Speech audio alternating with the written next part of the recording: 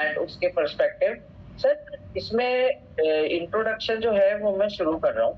Sir all तो sir ये बात हो रही है कि डिस्क्रिमिनेशन के सारे जो फॉर्म्स होते हैं जहाँ कंपेयर करा जाता है वो तो लगभग दुनिया में खत्म हो गई है, पर अनटचेबिलिटी एक यूनिक है क्योंकि ये अपने इंडिया में अभी इंडिया में ही ज्यादातर फाउंड होती है और ये कास्ट सिस्टम के साथ लिंक है।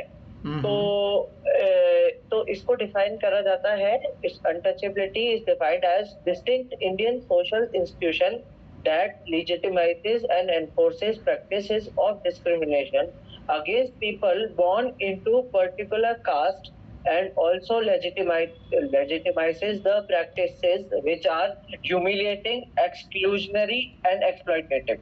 सर इसमें ये कहना चाहता है स्कॉलर कि ये एक ऐसा सोशल इंस्टीट्यूशन है जो कि इंडिया में ही पाया जाता है, बहुत यूनिक है क्योंकि ये सोशल इंस्टीट्यूशन ऐसी प्रैक्टिसेस को लेजिटिमाइज करता है जो कि एक्सक्लूजन करें लोगों का, एक्सप्लॉयटेशन करें और सबऑर्डिनेशन करें, जिसमें और उसके साथ साथ डिस्क्रिमिनेशन हो पर्टिकुलर कास्ट या ग्रुप के लोगों के प्रति।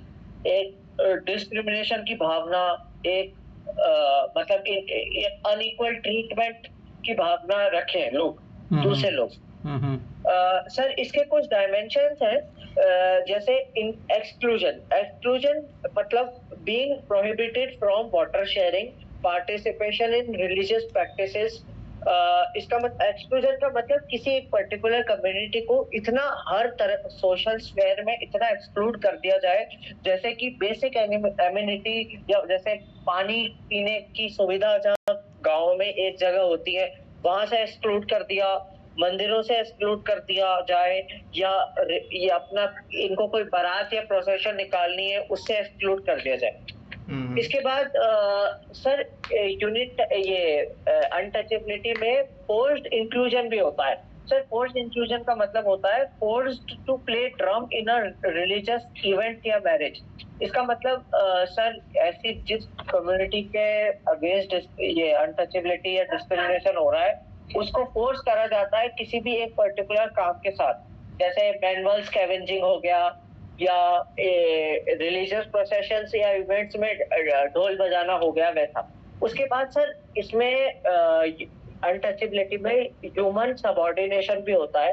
ह्यूमन सबऑर्डिनेशन का मतलब जैसे मतलब क्या बोलते हैं कि कोई पर्टिकुलर कम्युनिटी का लोग आ रहे हैं तो आप लोग सर नीचा करके खड़े हो, या आप साफ सुथरे कपड़े नहीं पहन सकते, ऐसा। इसके साथ यूनिट ये untouchability is almost always associated with economic exploitation of various kinds. Sir इसमें इकोनॉमिक एक्सप्लॉयटेशन भी होती है, जिसमें imposition of force labour, unpaid labour या कंफिस्केशन ऑफ प्रॉपर्टी होती है। मतलब इसमें सर एक्सक्लूजन और सबऑर्डिनेशन के साथ साथ इकोनॉमिक एक्सप्लॉयटेशन भी लोगों के प्रति करा जाता है। सर इंडिया में कुछ टर्म्स हैं जो अनटचेबल्स के लिए यूज करे जाते हैं, जैसे 1930s में गांधी जी ने हरिजन कॉइन किया एक टर्म हरिजन करके कॉइन किया। उसके बाद सर जो पुराने ये अनटचेबल लीडर्स थे उन्होंने अपने आप को दलित कहलवाया और कईयों ने दलित पैंथर्स कहलवाया। दलित पैंथर्स का मतलब होता है आइडेंटिटी और इक्वालिटी को असर्ट करना। वैसे ही सर इसकी कुछ थ्योरेटिकल एस्पेक्ट्स होती हैं। एक स्कॉलर है गंगाधर पाटवने, वो कहते हैं Dalit is not a caste, Dalit is a symbol of change and revolution. Dalits believe in humanism. Dalit represent the exploited man in society. अब गोपाल गुरु है, वो कहते हैं Dalit does not merely express an identity but also conveys their aspiration and struggle for change and revolution. Sir, Marxist कहते हैं for them untouchability का कारण modes of production है। वो मार्क्सिज्म वाली बात, modes of production। सर अब गांधी कहते हैं, एज पर गांधी, वर्ण आश्रम धर्म of Vedas is based on absolute equality of status. He agreed that caste as it exists today is no doubt travesty of original fourfold division. Sir Gandhi के बाद कुछ racial theories आती हैं. सर रेशियल थ्योरीज के propounders हैं प्रभाती मुखर्जी और Dutt. Sir Mukherjee कहती हैं कि untouchables were indigenous people who were conquered and subjugated by Aryans. ये कॉन्सेप्ट देती है दासास एंड दास्यूस का. उसके बाद सर एक थ्योरी आएगी, सर जो दूसरे दलित आइडियोलॉजिस्ट है वो कहते हैं कि वो रेस थ्योरी यूज करते हैं ऐसे कि एग्जांपल के साथ कि आदि द्रविड़ मूवमेंट हुआ था साउथ में और यूपी में आदि हिंदुइज्म मूवमेंट हुआ था जो कि अनटचेबल्स के उत्थान की बात करता था. तो सर इन थ्योरीज को इसलिए क्रिटिसाइज करा जाता है क्योंकि ये सूडो साइकोलॉजिकल और सूडो हिस्टोरिकल है. दूसरे स्कॉलर्स ये मानते हैं. सर अब कुछ रिलीजियस थ्योरीज की बात करें जिसमें पहला नाम आता है ज्योतिबा फुले का.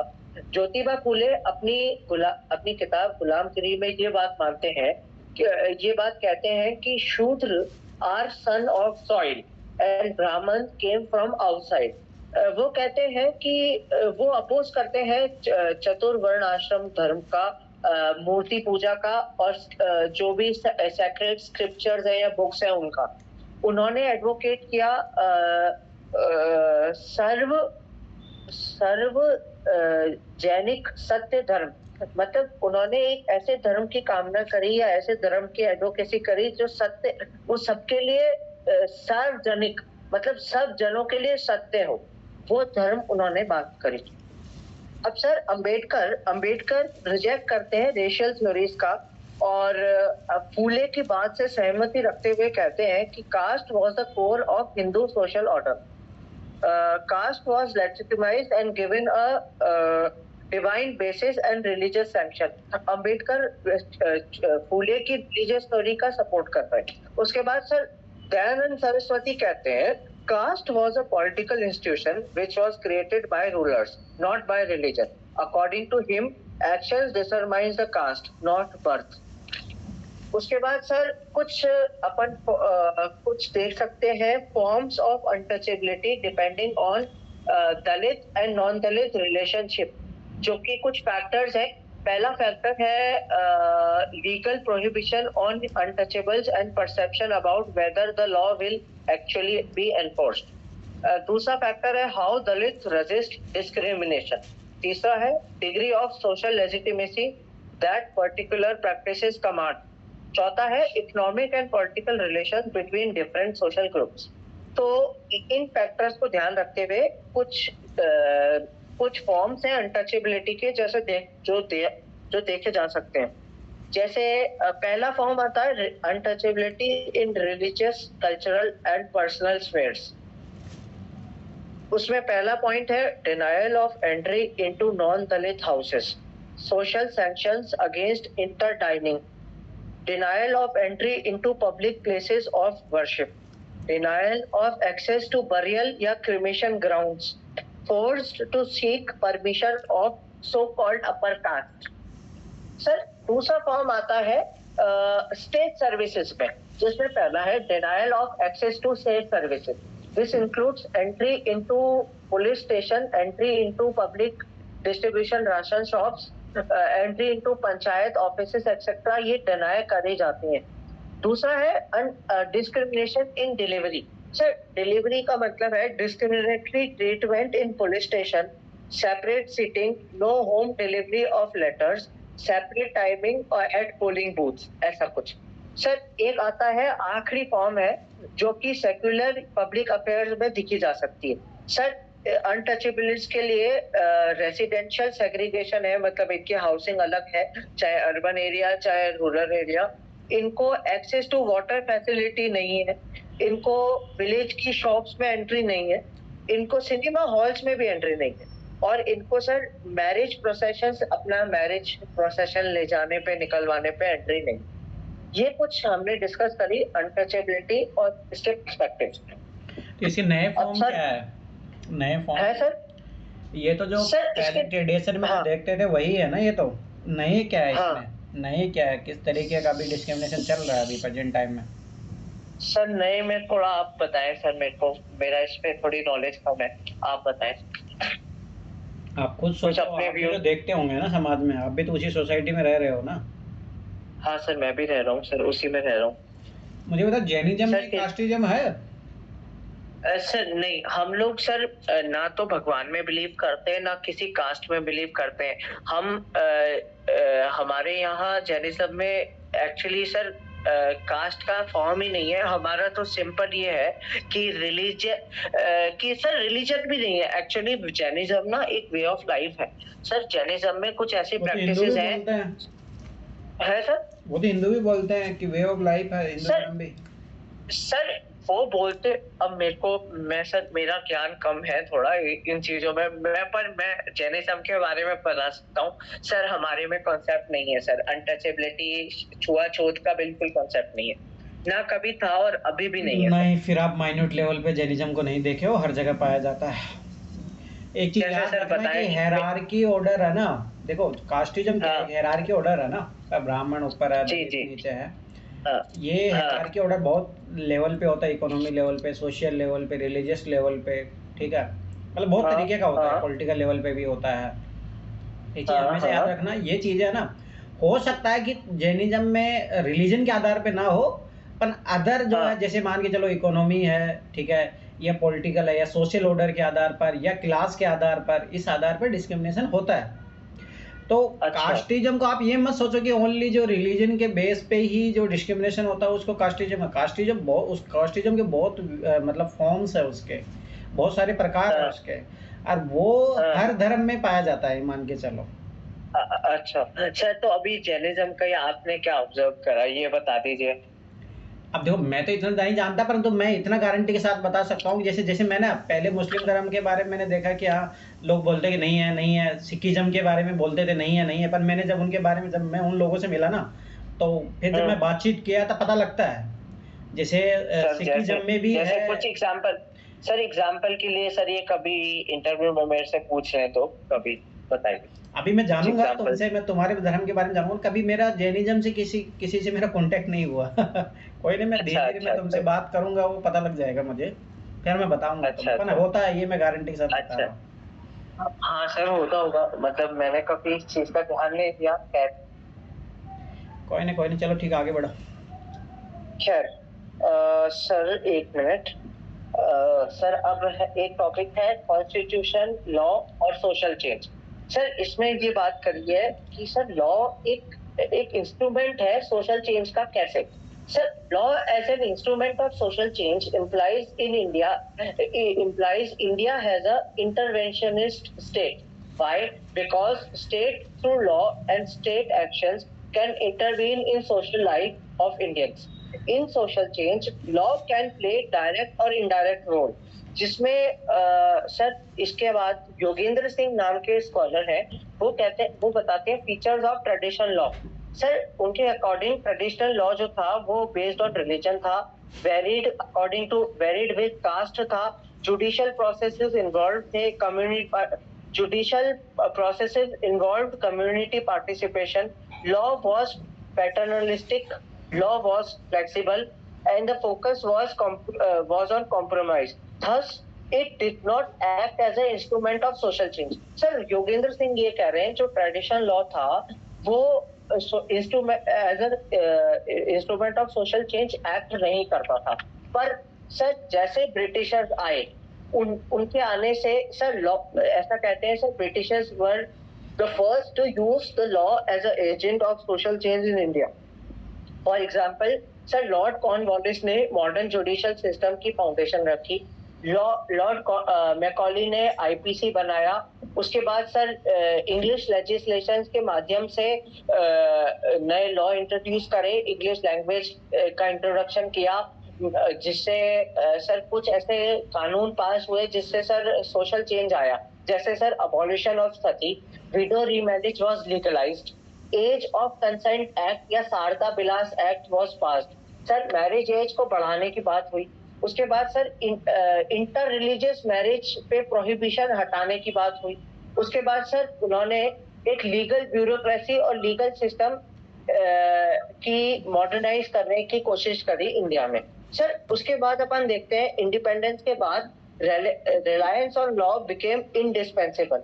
Lawyers began to use law as a means of social change. Because sir independence के टाइम पे ये चीज इसलिए कही जा रही है क्योंकि सर मेजॉरिटी पॉलिटिशियंस जो थे वो लॉयर्स थे, वो बाहर से पढ़ के आए थे, जैसे B.R. अम्बेडकर हो, राजेंद्र प्रसाद हो, नेहरू जी हो, पहले इनिशियली मोहम्मद अली जिन्ना हो, ये सब लॉ की नॉलेज रखते थे। तो इन लोगों ने लॉ को धीरे धीरे एज अ मीडियम या as a agent of social change India में यूज करने की कोशिश करी। तो सर अब अपन एग्जामिन करते हैं कि how law leads to social change. Sir कुछ एग्जांपल्स हैं, जैसे law redefines the existing normative order and creates the possibility of new forms of social institution to emerge. Example sir abolition of untouchability, constitution या law ने untouchability को abolish कर रखा है, जिसकी वजह से सर कम से कम पेपर्स में तो कर रखा है, जिसकी वजह से नया इंस्टीट्यूशन उभर रहे हैं धीरे धीरे। उसके बाद sir law institutionalizes and internalizes the new pattern of behavior in society. Example, law gives right to lower caste to protest against discrimination. Sir, एक है law can have direct or indirect effect. Because for example, ban on polygamy is a direct effect or making education compulsory is a indirect effect. Sir, कुछ terms हैं जैसे state और government. Sir state एक community of persons है occupying definite territory regarded as a social institution which has monopoly over the use of force. Whereas sir अब government और state अलग अलग है, समानता है, दोनों यूज हो जाते हैं एक साथ, पर sir government and state are not the same. Government is a collection of people who at any point of time can occupy the position of authority within a fixed territory that is state. Sir अब एक छोटा सा paragraph है कि constitution और social change साथ साथ कैसे चलते हैं। सर इसमें बात है कि पहले ट्रेडिशनल इंडियन सोसाइटी हॉयलिज्म पे बेस्ड थी। मतलब सर हॉयलिज्म का एक वर्ड है, मेरे को ज्यादा समझ में नहीं आ रहा, हॉयलिज्म HOLISIM, पर now it is based on egalitarianism. Sir अब धीरे धीरे सोसाइटी इगैलिटेरियनिज्म के रास्ते पे जा रही है। इसके बाद सर कॉन्स्टिट्यूशन जो है वो उसने लिबरल डेमोक्रेसी और सेकुलर स्टेट इंडिया पे एस्टेब्लिश करने की कोशिश करी है। उसके बाद सर जो कॉन्स्टिट्यूशन है वो हेल्प करता है कैपिटलिस्ट ट्रांसफॉर्मेशन ऑफ एग्रीकल्चर में। सर बैलेंस बना के चलता है कॉन्स्टिट्यूशन, जैसा कहते हैं कि supreme law of the land होता है, तो सर कॉन्स्टिट्यूशन भी कहीं ना कहीं एक एजेंट है सोशल चेंज का, क्योंकि सर अपन ने पहले देखा लॉ भी एजेंट है सोशल चेंज का। अब सर एक पैराग्राफ आता है, ये क्वेश्चन है कि but there lies a great disparity between law and reality. Sir एक ये बात है कि एक डिस्पैरिटी है लॉ और रियलिटी में, मतलब लॉ क्या कहता है और रियलिटी में क्या हो रहा है। सर इसमें मेरे पास 4 पॉइंट है। जैसे law is usually ahead of reality. Sir ये अपनी इंडियन सोसाइटी में भी देखा जाता है कि लॉ भाई पेपरों में अच्छी अच्छी बातें करेंगे कि भाई ये होना चाहिए वो होना चाहिए, पर कितना फॉलो हो रहा है वो सब जानते हैं। मतलब ऐसा है कि लॉ प्रैक्टिस में नहीं है, लॉ थ्योरी में है, लेटर एंड स्पिरिट में नहीं है। उसके बाद सर एक प्रॉब्लम होती है poor implementation. Sir implementation poor है। उसके बाद sir institutionalisation of new norms but no internalisation. Sir नए नॉर्म्स को या नए लॉज को इंस्टीट्यूशनलाइज तो कर दिया, बट सर उसको इंटरनलाइज नहीं करा। इंटरनलाइज मतलब उसको अपने अंदर उतारा नहीं, या उसको वो नहीं किया, उससे इंटरनल सिस्टम में नहीं लाए उसको। सर एक आखिरी पॉइंट है growing judicial activism and judicial overreach. Sir कई कई बार नए लॉ के नाम से या कॉन्स्टिट्यूशन की पावर्स के नाम से ये देखा जाता है कि सुप्रीम कोर्ट है या जुडिशरी है वो जुडिशियल ओवररीच कर देती है। तो जो दूसरे ऑर्गन्स ऑफ गवर्नमेंट का काम है वो कई बार जुडिशरी करने लग जाती है, तो वो भी एक हार्श रियलिटी है।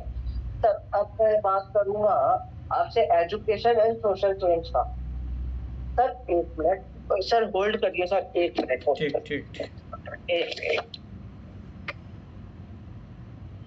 एक मिनट।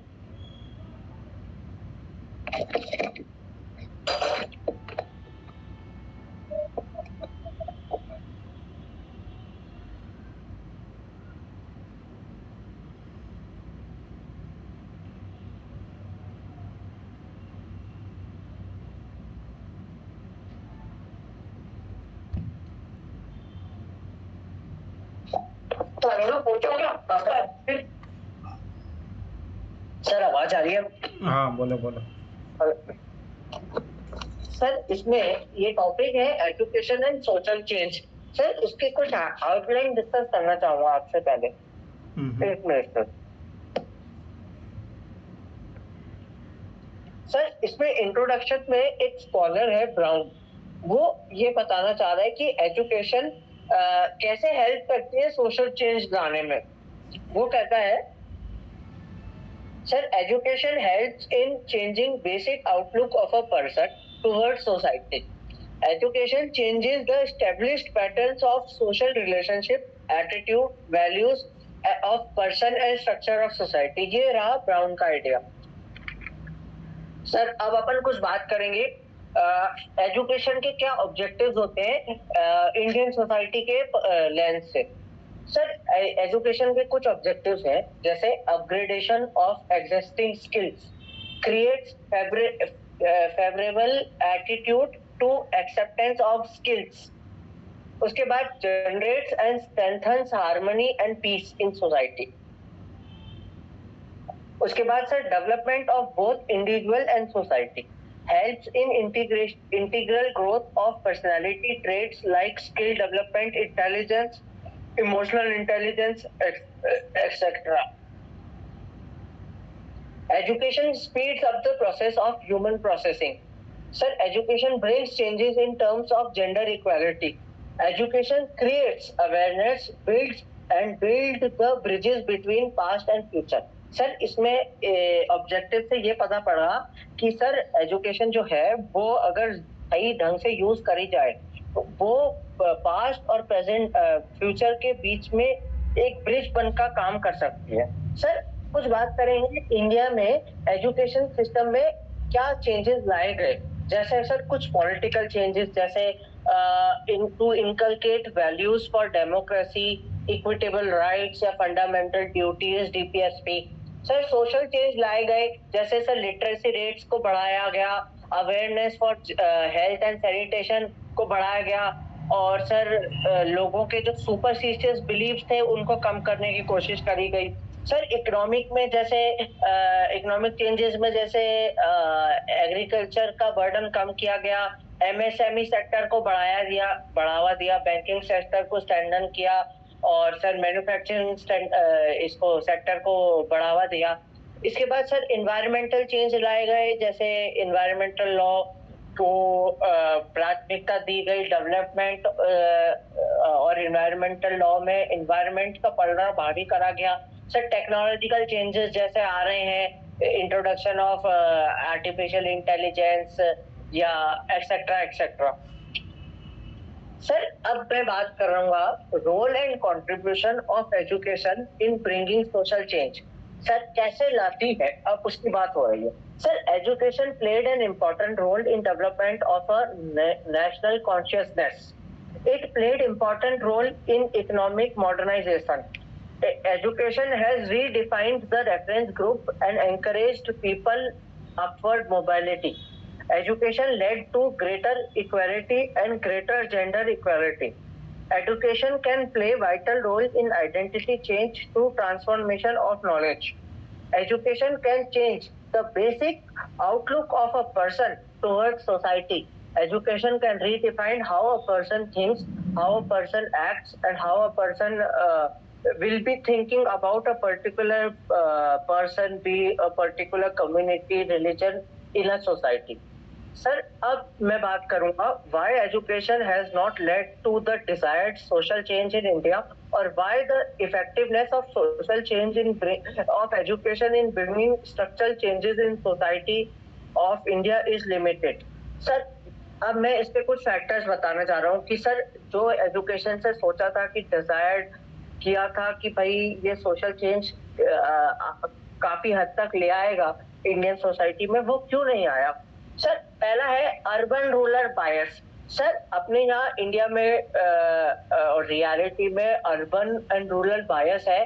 कई लोग मतलब अर्बन एरियाज वाले जो लोग हैं वो रूरल एरियाज वालों को मतलब एक किसी प्रीजुडाइज के उससे या किसी स्टीरियोटाइप के कारण से एक बायस रखते हैं सर। और एक प्रॉब्लम है सर, अपने जो बीमारू रीजन है वो हमेशा पीछे रहता है सर। बीमारू मतलब बिहार, मध्य प्रदेश और उत्तर प्रदेश और अपना राजस्थान, ये जो बीमारू स्टेट में आता है राजस्थान।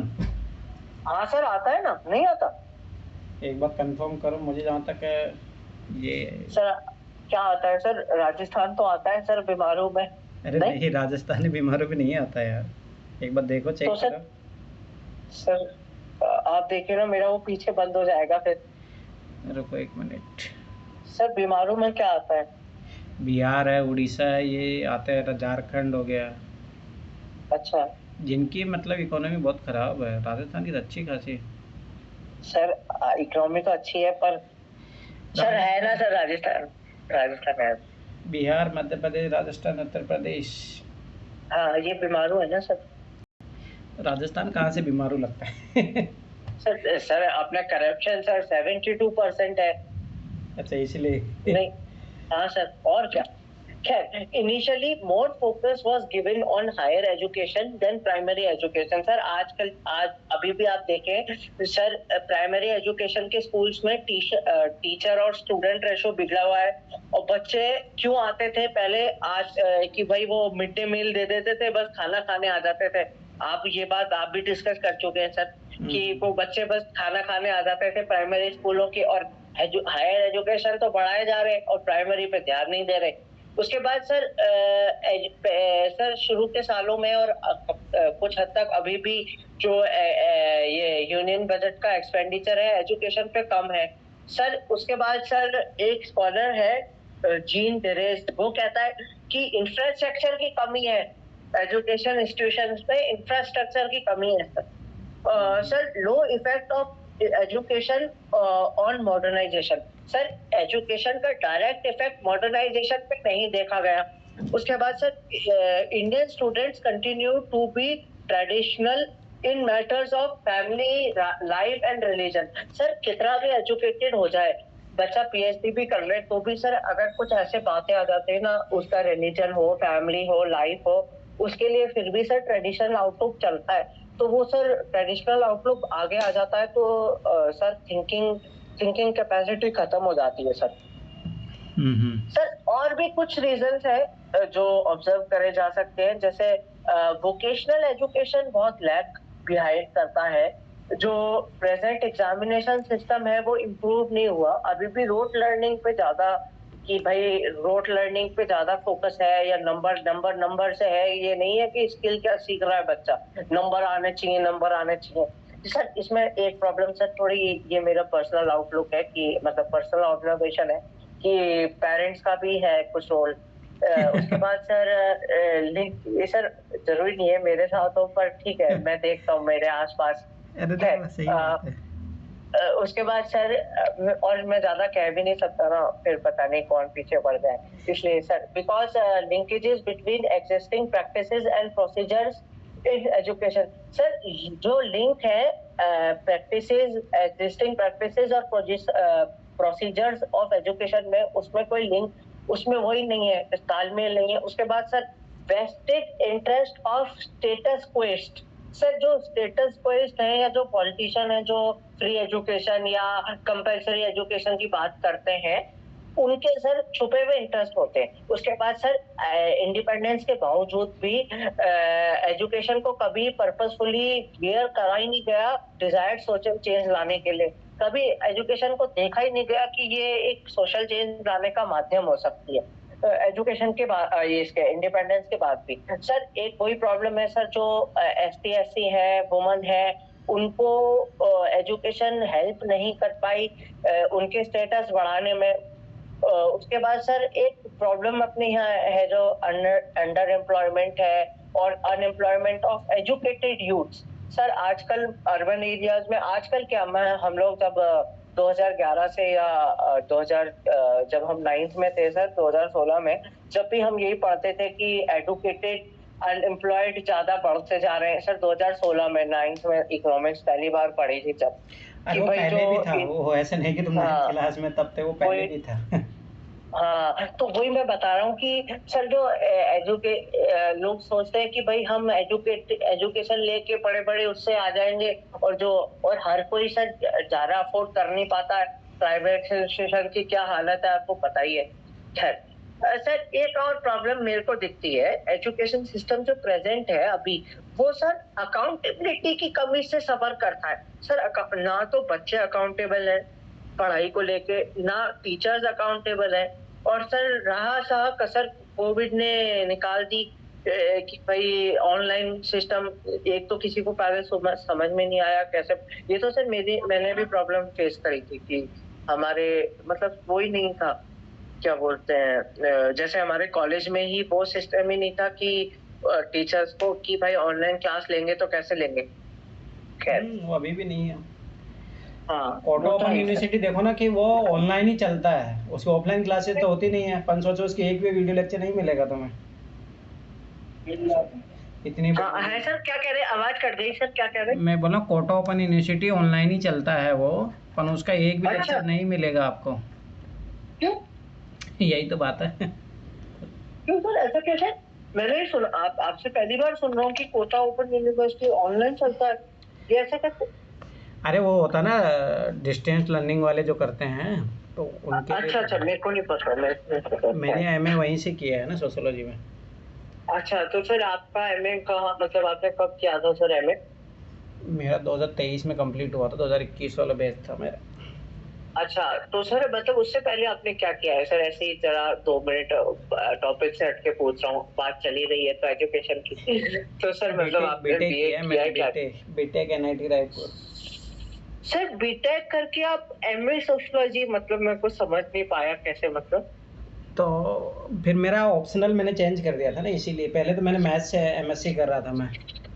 अच्छा, फिर देखा कि मेरा उतना अच्छा हो नहीं रहा था, तो ऑप्शनल का फिर मैंने छोड़ दिया था। 2019 में एडमिशन ले लिया था मैंने।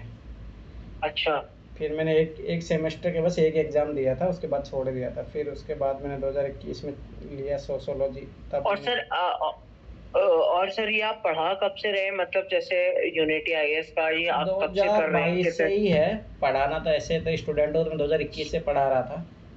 हाँ, फिर उसके बाद रेगुलर बेस पे दृष्टि में काम करने लगा। उसके बाद जब दृष्टि से मैंने काम छोड़ा तब मैं कोचिंग में पढ़ा। सर दृष्टि में आप सर कौन सी वाली में थे सर? दिल्ली। सर आपको कोई वहाँ जानता क्यों नहीं है सर? आपका नाम तो सर यहाँ पर जो नाम है, कंटेंट राइटर था।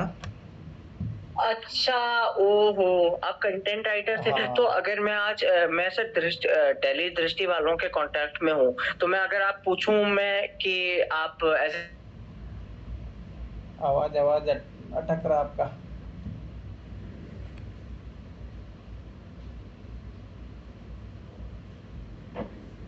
वॉइस नहीं आ रहा सर। हाँ बोलो सर मैं पूछ रहा हूँ सर, मैं दिल्ली दृष्टि वालों के कई टीचर्स के कांटेक्ट में हूँ जो हमें आके जयपुर पढ़ाए थे।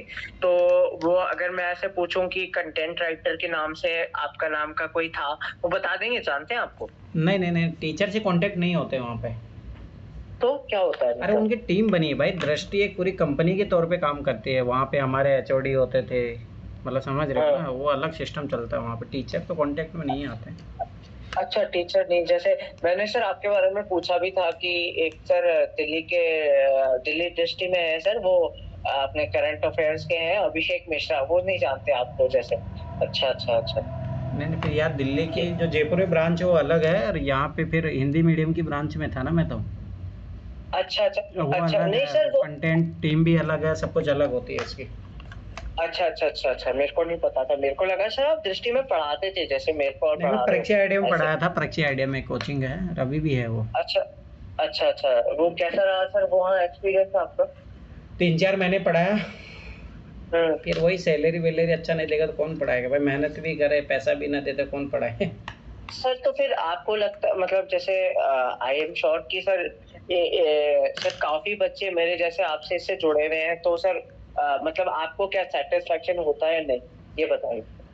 देखो मेरा ये मानना है कि ये चीज़ें ऐसी है ना, जब तक रिजल्ट नहीं आए तब हाँ तक तो टीचर को क्या संतुष्टि होगी, क्योंकि टीचर का ग्रोथ तो तभी होती है ना जब स्टूडेंट का रिजल्ट आता है। हाँ। अब वही है, मोनिका है, लगातार 2 बार इंटरव्यू दी है और अब की बार फिर मेंस लिख रही है। अरे तो वाह। हाँ, तो अब की बार चांसेस है, लास्ट टाइम मैंने उसका इंटरव्यू सेशन भी लिया था और अब की बार भी लूँगा। तो हम्म। ऐसा है, एक आध रिजल्ट निकलता तो फिर जैसे आप जैसे लोग हो तो उनका भी हिम्मत बढ़ेगा ना। हाँ सर, मेरे जैसा का तो बड़ा ही है, मतलब मेरे को, पर मेरा मतलब मेरे ये को है तो। कि अभी जैसे हाँ 2 सालों से मेरे से जुड़े हुए हैं ना, जिसमें सीरियस बच्चे हैं, तो अगर हाँ वो हाँ। अभी भी अगर सीरियस होके अगर तैयारी करेंगे तो क्या ज़रूर निकलेंगे, मेंस तो ज़रूर लिखेंगे, इतना मुझे पता है। सही है सर। मतलब मेरे को यही था कि मैं वैसे तो आपसे जुड़ा हुआ हूँ जब से निश्चिता ने आपका नंबर दिया था। उसके बाद मैंने कभी ऐसे सोचा नहीं था कि क्या कि मैं ही आपसे क्लास ले रहा हूँ मेंटरशिप की। मैंने कभी नहीं सोचा था सर, कभी नहीं तो वही तो बता रहा हूँ सोचा ना, ही नहीं यही था। चीज़ तो एडवांटेज है ना आपके लिए। अब जैसे क्या? सोशोलॉजी भी आपका भी हो जाएगा, मेरा भी हो जाएगा, इसीलिए तो अपन सेशन रखते हैं। इसी अच्छा। बहाने आपका सोशोलॉजी भी हो जाएगा। नहीं तो आप सोशोलॉजी पढ़ ही नहीं रहे थे। नहीं सर, सोशियोलॉजी तो अलग, ये तो सर मेंस की बात हो गई।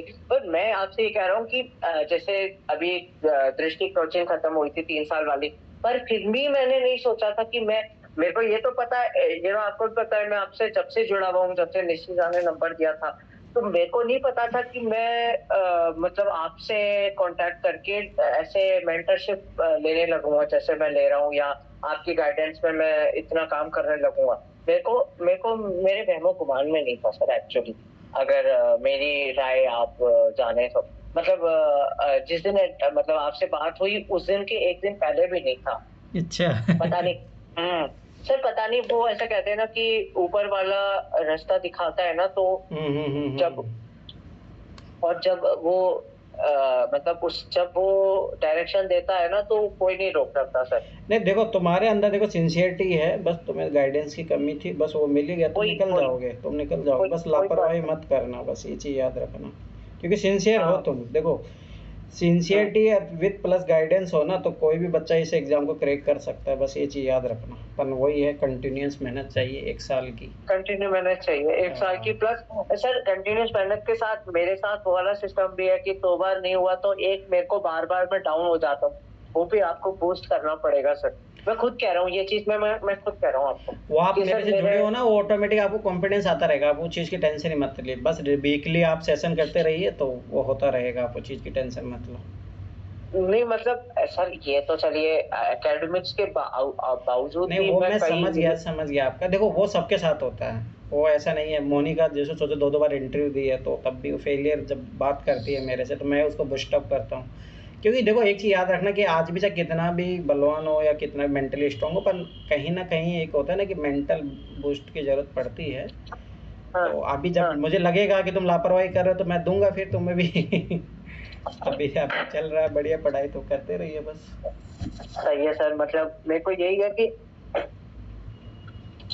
सर कई बार ऐसे होता है कि कुछ सर्कमस्टांसेस हो जाते हैं, इसलिए।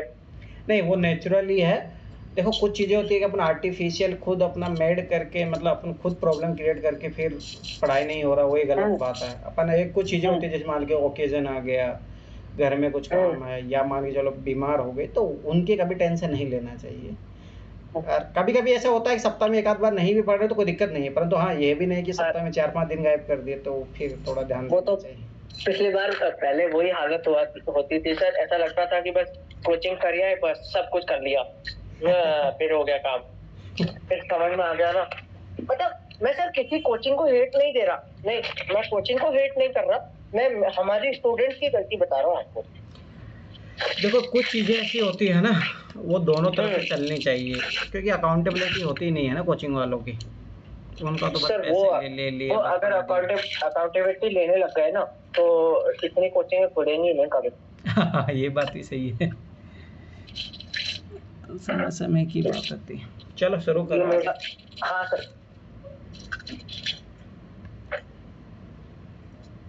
जी सर, एक टॉपिक है मैंने किया था, violence against women in India.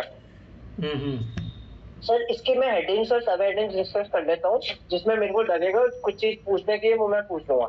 ठीक है ठीक है। सर पहले है सर इंट्रोडक्शन में वुमेन वायलेंस क्या है वो बताया गया है, जिसमें डिस्क्रिमिनेशन हो गया या यूज ऑफ फोर्स हो गया, कोई एक वुमन के प्रति जो वो नहीं देना चाहती वो देने के लिए, या उसकी जहाँ उसकी फ्री विल नहीं हो और अल्टीमेटली उसको फिजिकल इंजरी या ट्रॉमा हो जाए ऐसी चीज से, वो है बेसिक मतलब वायलेंस अगेंस्ट वुमेन का। मेंटली भी तो आएगा इसमें।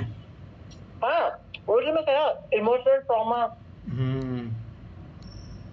सर कोई साइकोलॉजिकल डिसऑर्डर हो जाता है, सर कई ऐसी घटनाएं हो जाती हैं उससे। इकोनॉमिकल भी आएगा, याद रखिए इसमें बहुत टाइप्स के फॉर्म्स होते हैं। वायलेंस का मतलब ये नहीं होता कि फिजिकली वायलेंस होता, मेंटली होता है, इकोनॉमिक रूप से होता है कि उनको जरूरत बेसिक नीड्स के लिए भी उनको पैसा नहीं दिया जाता है, उनको हरास किया जाता है। जैसे मैं सर अब वही डिस्कस करने जा रहा था, कैटेगरीज ऑफ वायलेंस। सर जैसे क्रिमिनल में हो गया मतलब कोई भी physical molestation, murder, rape, abduction. उसके बाद सर डोमेस्टिक में हो गया जैसे डाउरी से डेथ हो गई, सेक्सुअल अब्यूज फैमिली वालों की तरफ से, या maltreatment of widows, elderly women, torture of daughter in law, commit sati, मतलब आजकल भी वैसे सती बैन है फिर भी सर होता है सर। एक मिनट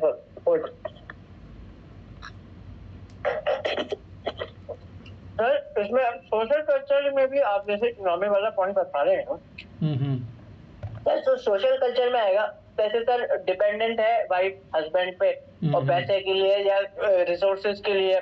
उसके बाद सर थोड़ा प्रेशर है, जल्दी शादी कर लो, माँ बाप का है, ये है। आराम से पानी पी लो, पानी पी लो, बोलो मत, खा लो, फिर आराम से बोलना, आराम से सर एक्चुअली वो सर वो दिन ढलने के बाद नहीं खाता हूँ ना इसलिए। अच्छा हाँ, जैनिज्म में ये कॉन्सेप्ट है, हाँ ये मैंने सुना है। तो मतलब रात को किसी भूख लग गई तब भी नहीं खाते? सर ऐसा होता है, अन्न नहीं खाना होता।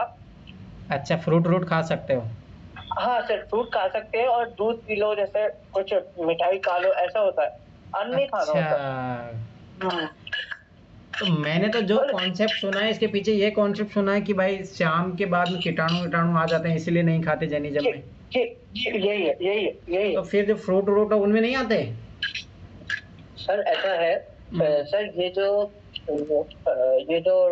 वो है ना सर, ये हैबिट तो है ना लोगों में, चेहरों में, कि क्या बोलते हैं कि दिन ढलने के बाद खाना नहीं खाना। इसके सर दो रीजंस होते हैं। चलिए आज आप बात कर ही रहे तो मैं आपको थोड़ा बता दूं। सर इसका पहला रीजन जैसा है कि रात में सर कीटाणु जल्दी पनपते हैं बारिश के मौसमों में भी, और रात में मतलब दिन ढलने के बाद वैसे भी अपनी ये जो अपनी पाचन प्रक्रिया है वो स्लो हो जाती है, ऐसा कहते हैं 4 बजे के बाद, 5 बजे के बाद शाम को।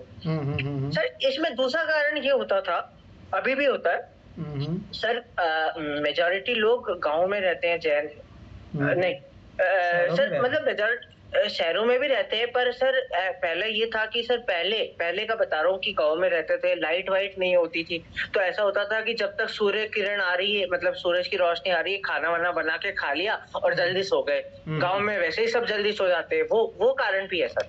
हाँ वो तो नेचुरली हो गया पहले, मतलब ऐसा लाइफ। सर अब सर इसमें एक चीज आपको मैं, और अभी जैसे जो चल रहा है वो मैं आपको बता रहा हूँ सर। अभी राखी के बाद एक महीना सर भादवा लग जाता है सर। सर भादवे में ऐसा है, जैनियों में हम दोनों में सर, श्वेतांबर दिगंबर, हम दिगंबर हैं, पर हमारे दोनों में ऐसा है कि भादवे में ना कोई मतलब डिजायरेबल है कोई बाहर का नहीं खाना खाए, आलू प्याज लहसुन जमीकंद नहीं खाए, मतलब जमीन में, गहरी जमीन में उगने वाली जहाँ कीटाणु ज्यादा होती है वो सब्जियां, जब भी हम लोग एग्रीकल्चर नहीं करते थे। हाँ वो सर इसीलिए तो डिक्लाइनेशन भी कारण रहा ना जैनिज्म का। हाँ वो तो सर, हाँ हम सर बुद्धिस्ट वाले कर लेते हैं एग्रीकल्चर, पर हम लोग तो बिल्कुल ही नहीं करते थे। उसके बाद सर एक सर भादवे में ऐसा होता है कि आपके सर 18 दिन हमारे प्रदूषण चलते हैं, मतलब 8 दिन तो श्वेतांबरों के और 10 दिन हमारे, जिसमें उनको 8 लक्षण तो बोलते हैं श्वेतांबर और 10 लक्षण बोलते हैं हम लोग। सर हमारे अभी गणेश चतुर्थी के, जब भी गणेश चतुर्थी आती है उसके नेक्स्ट डे से 10 दिन हमारे प्रदूषण महापर्व होता है सर। उसमें हमारा ये है कि प्रदूषण महापर्व में हम लोग ना बाहर का कुछ खाएंगे, ना जमीकंद आलू प्याज लहसुन खाएंगे, ना हम लोग दिन ढलने के बाद कुछ खाएंगे, मतलब कंपल्सरीली नहीं खाना है ऐसा।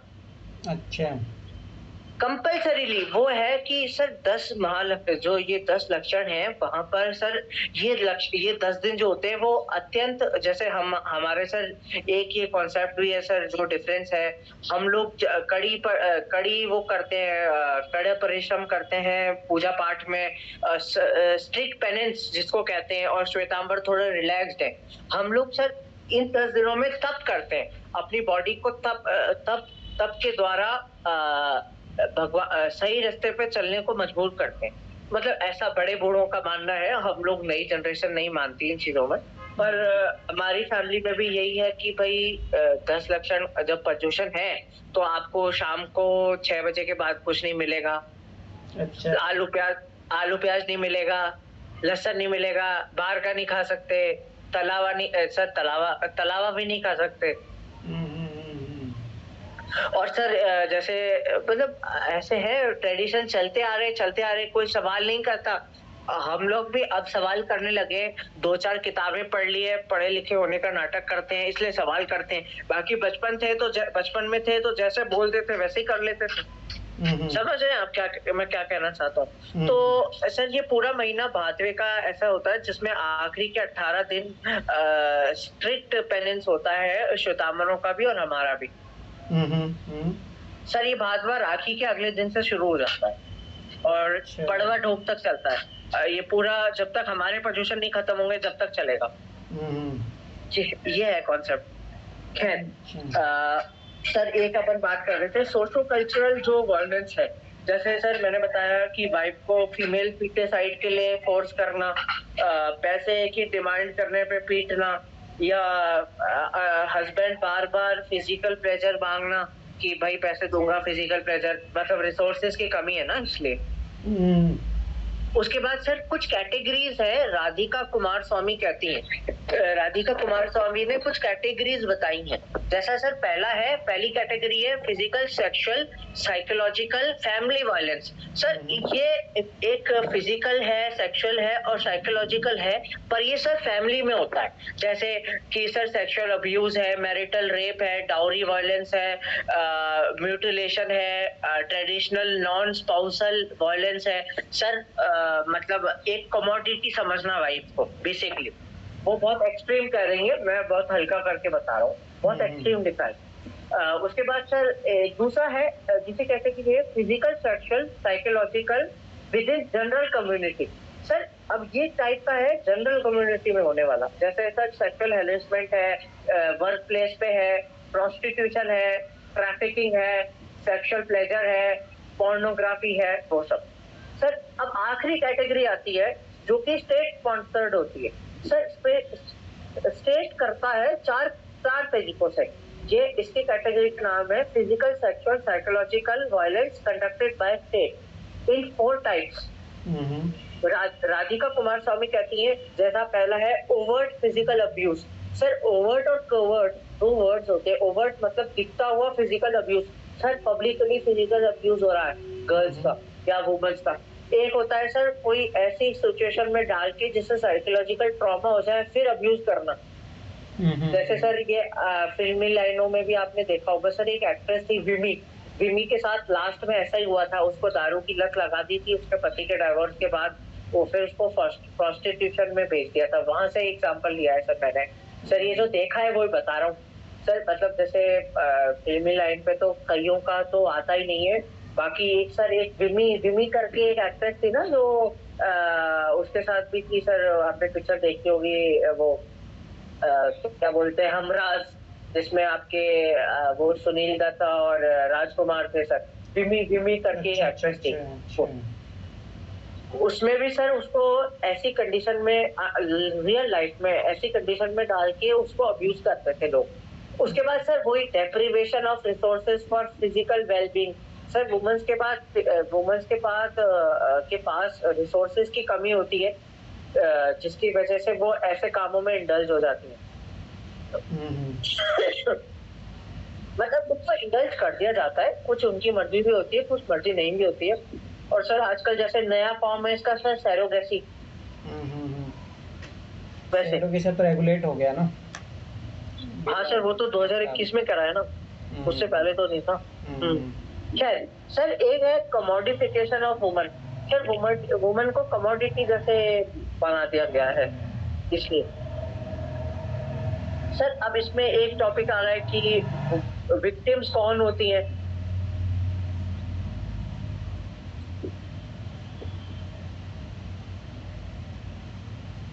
विक्टिम्स कौन होती हैं सर। एक फोन आ रहा है सर, एक मिनट। ठीक एक मिनट सर, एक मिनट।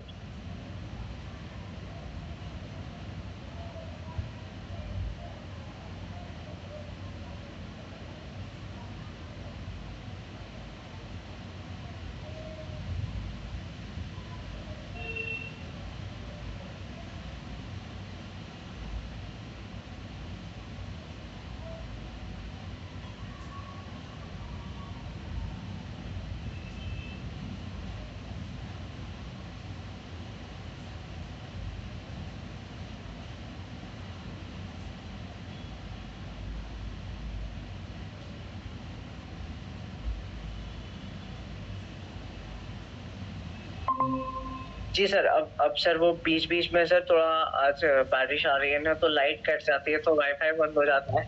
अच्छा समझ गया। यहाँ पे सर बारिश हो रही है। आज सुबह से बारिश हो रही है सर जयपुर में। अच्छा। इतना तो पूरे मानसून में ही नहीं हुई सर, अब हो रही है। सर अब इसमें बात है कि विक्टिम्स कौन होती हैं, कौन सी वुमेन्स होती हैं। सर ऐसी वुमन होती है जिनके या तो पति या तो जो हस्बैंड है वो मर गए हैं या डिवोर्स हो गए हैं, या जो जिनके पति अल्कोहलिक है या पैथोलॉजिकल है। मतलब एक पैथोलॉजिकल एक कंडीशन होती है सर, साइकोलॉजिकल कंडीशन होती है जिसमें सर एक आदमी इस हद तक पागल हो जाता है कि वो उसको होश नहीं रहता वो क्या कर रहा है। पैथोलॉजिकल बोलते हैं उसको। एक अल्कोहलिक है, या जिनकी पुअर इमेज खराब है, या खुद के डीवैल्यूटेड है, या पावरलेसनेस है, या स्ट्रेसफुल फैमिली सिचुएशन है, इनसिक्योर है, मॉरली डेविएंट है, अलग रास्ते पे चली गई हैं, सोशल इंटरपर्सनल रिलेशन खराब है, वो सब। सर वैसे इसके कुछ कॉजेज है जैसे pathological mindset, traditional value system, social change को नहीं अपनाना, पॉलिटिकल वायलेंस, अर्ज सर सिचुएशनल अर्ज of men to use violence against women, alcoholism, intoxication, drugs। Sir personality traits होती हैं कई वुमेन्स की, पुअर इमेज खराब है, खुद की सेल्फ इमेज पुअर है। उसके बाद सर कुछ फैक्टर्स हैं, कल्चरल सोशल फैक्टर्स हैं जैसे प्रोपोगेशन ऑफ वायलेंट बिहेवियर, या कुछ सर कभी कभी कम्युनिटी ही मैकेनिज्म प्रोवाइड करती हैं, जैसे मेल कंट्रोल है, मतलब male control over women sexuality, mobility, labour, वो सब। ये मैं मोटा मोटा आपसे बता रहा हूँ सर। ठीक है। उसके बाद सर कुछ गवर्नमेंट स्कीम्स है जैसे सर सुधार गृह 2018 की, निर्भया गाइडलाइंस 2012 की, विशाखा गाइडलाइंस 97 की, बेटी बचाओ बेटी पढ़ाओ, पीएम मातृ वंदना योजना, राजीव गांधी सलबा scheme for empowerment of adolescent girl, Priyadarshini support for to training and employment of women, step Ujjwala, उसके बाद family council centres, old age homes for women specially. Sir अब कुछ मैं खत्म करने से पहले कुछ प्रॉब्लम्स डिस्कस करना चाहूंगा जो वुमेन्स फेस करती हैं इन ऑल इंडियन सोसाइटी में as a victim of marginalised और वल्नरेबल सेक्शन। जैसे sir under representation in leadership decision making, lack of safety in public places, gender based discrimination, equal access to education, economic deprivation, economic dependence, wage inequality, sexual harassment, exploitation at workplace, domestic violence, abuse, early marriage, forced marriage, maternal mortality, reproductive health issues, trafficking, forced prostitution, and cyber bullying, cyber harassment, online abuse, social stigma against widows and single woman. Sir कुछ माएँ single as a single parent भी पालती हैं बच्चों को जो divorce हो गई हैं, उनके प्रति लोगों को स्टिग्मा आज भी है सोसाइटी में। Sir caste based and religious discrimination, sir religion बढ़ावा देते हैं डायरेक्टली इनडायरेक्टली। सर कभी कभी सर औरतों को अलाउ नहीं करा जाता राइज करने के लिए ड्यू टू पैट्रियार्कल माइंडसेट। ये सबसे बड़ी बीमारी है सर, पैट्रियार्कल माइंडसेट। ये कुछ मैंने आपको violence against women in India, Indian society discuss करा है सर। मतलब ऐसे मोटा मोटा जैसा मतलब बेसिक अंडरस्टैंडिंग के लिए। सर आखिरी टॉपिक जो मैंने आज खत्म किया है इसमें सोशो में, सर एक है कोऑपरेटिव्स इन इंडिया। सर अपने यहाँ कोऑपरेटिव्स है जैसे अमूल हुआ या और भी जैसा सरस हुआ। सर उनकी कुछ एक नजरिया मैं आपको पेश कर रहा हूँ। सर कोऑपरेटिव्स क्या होते हैं? सर कोऑपरेटिव वॉलंटरी एसोसिएशन है जहाँ लोग मिलकर जब कॉमन नीड्स और एस्पिरेशंस होते हैं तो एक डेमोक्रेटिकली कंट्रोल्ड एंटरप्राइज के थ्रू कॉमन ओनरशिप और रिसोर्सेज करते हैं। जैसे अमूल है और भी है 2-3 जैसे सरस है और साउथ में है नंदनी है, नंदनी कोऑपरेटिव, मिल्क कोऑपरेटिव है। वैसे सर कुछ इसके टाइप है non credit, housing, non housing, producer, agriculture, non agriculture, society, civil society. वो इसके बाद सर एक है सर कोऑपरेटिव्स क्यों एसेंशियल है? सर इसलिए एसेंशियल है कि ये जो है मास एम्प्लॉयमेंट प्रोवाइड करते हैं। ये मिडिल ग्राउंड है कैपिटलिस्ट डेवलपमेंट और नेशनलिज्म ऑफ प्रोडक्शन के। फार्मर इनकम बढ़ाई है, माइग्रेशन कम की है, ब्यूरोक्रेटिक हर्डल कम किया है, क्लास कॉन्फ्लिक्ट को कम किया है। सर लिमिटेशन है कि भाई पुअर बैंकिंग स्ट्रक्चर है। उसके बाद sir promoting people participation became bureaucratic, evading land reform है, reinforced unjust Indian social structure है, public pooled money not given to private companies है, leadership of cooperatives in hands of leading families of villages है, cheap credit used for non agriculture businesses है। Sir अब बात है sir Amul ही क्यों rise किया गुजरात में? सर एक तो है डेमोक्रेटिक बोर्ड ऑफ फंक्शनिंग, दूसरा है diversification of activities. Sir milk में ही उन्होंने इतनी डाइवर्सिटी कर ली कि आइसक्रीम भी बना रहे हैं, बच्चों का मिल्क पाउडर भी बना रहे हैं, चॉकलेट बना रहे हैं, ये मिल्क पाउडर बना रहे हैं, दूध दही बना रहे हैं, बटर बना रहे हैं, घी बना रहे हैं, अलग अलग चीजें। इतनी एक ही में इतनी डाइवर्सिफिकेशन कर दी तो कोई कॉन्फ्लिक्ट ही नहीं हुआ। और सर एक और चीज है कि जो ये लोग अमूल दूध मंगवा के जो फार्मर से दूध मंगवा के इकट्ठा करते हैं उनको ड्यू रिस्पेक्ट देते हैं, एक चीज है। सर मॉडर्न टेक्नोलॉजी जैसे जैसे आई, जैसे क्यूरिन जो व्हाइट रिवॉल्यूशन लाया था वर्गीस क्यूरिन, उसके टाइम से आज तक धीरे धीरे सारे अडॉप्ट कर ली इन्होंने, अमूल वालों ने गुजरात में इतना कैंपस बढ़ा लिया। और सर डेमोक्रेटिक प्रोसेस है, मतलब ये लोग अपनी स्क्रूटनी करते रहते हैं, routine change of office holders करते रहते हैं इनके, मतलब ये काफी ट्रांसपेरेंट सिस्टम है। हो सकता है इन्हीं कुछ वो हो, पर सर ट्रांसपेरेंट दिखता है इसलिए ये सक्सेस है। अब ये एक सर एक स्कॉलर है बीएस बवसीकर और डोनाल्ड अटलवुड, ये सर फैक्टर्स देते हैं, 3 फैक्टर्स दिए हैं कि सक्सेस क्यों होती है या फेलियर क्यों होती है किसी भी कोऑपरेटिव की। ये कंपैरिजन में सर गुजरात का कंपैरिजन करते हैं। सर गुजरात का आपको पता है सर, एक मॉडल आपका अमूल मॉडल है, आनंद मॉडल है जिसको आनंद पैटर्न कहते हैं। वो सर क्यों सक्सेस हुआ या क्यों फेल नहीं हुआ, क्योंकि सर वहाँ स्टेट का जो इंटरफेरेंस है वो कम है, और उन्होंने सर एक्सट्रीम इनइक्वालिटी नहीं है, और सर पेरिशेबल कमोडिटीज में सक्सेस है। आजकल की डिमांड सर पेरिशेबल में ज्यादा है, नॉन पेरिशेबल में कम है। तो सर कोऑपरेटिव जहाँ जहाँ पेरिशेबल आइटम ज्यादा बनते हैं, जैसे खाने पीने का आइटम बनता है, वो सक्सेसफुल है, ये कहना चाहते हैं सर। इससे खत्म हुआ ये पेपर 2। जी जी सर। अब आप कहें तो सर पेपर 1 के भी मोटिव टॉपिक्स उसके मैं लाइन बाय लाइन मतलब टॉप ये हेडिंग बाय हेडिंग डिस्कस कर लूं। बताओ आप कहें बताओ। वो भी तैयार है, और मेरे को सर कुछ पूछना भी था, वो भी मैं पूछ लूं। हाँ हाँ, बताइए बताइए। सर ये तो मैंने पेपर 1 तो डिस्कस कर लिया ना, जैसे आपसे उसी दिन जब अपने उस दिन अभी वेडनेसडे को क्लास ली थी शायद, ये तो सोशल मोबिलिटी स्ट्रैटिफिकेशन, ये अपन ने डिस्कस कर लिया ना। नहीं किया था उस दिन तुम डाउट डिस्कस किए थे ना ओनली।